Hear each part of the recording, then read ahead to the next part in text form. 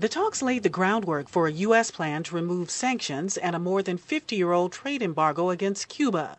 The road ahead will be long and complex, says Assistant Secretary of State Roberta Jacobson. She said the U.S. and Cuba seek to advance shared interests. This will include building on incipient dialogues in the areas of global health security, counter-narcotics, law enforcement, environmental cooperation, education exchanges, and combating trafficking in persons. But she added there are continuing areas of disagreement over issues including the status of fugitives and freedom of expression.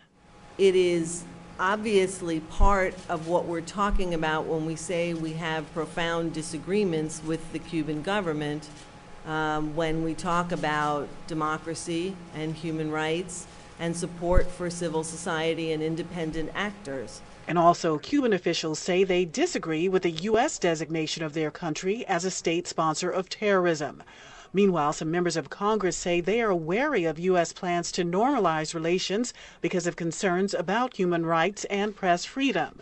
Cuba is a police state that represses its people and has done so for 50 years, says Cuban-American Michael Gonzalez, an analyst at the Heritage Foundation. If doing business with bad people around the world is a reform, then we should embrace North Korea, Iran, and not just Cuba. Gonzalez made his remarks on VOA's Encounter program. In spite of differences on some issues, normalization could bring benefits for both sides, says Atlantic Council Latin America analyst Rachel DeLevy-Ori.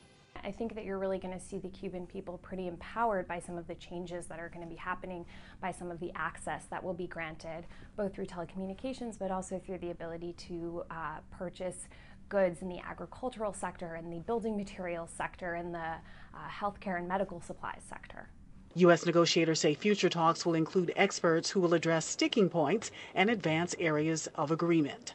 Pam Dockins, VOA News, the State Department.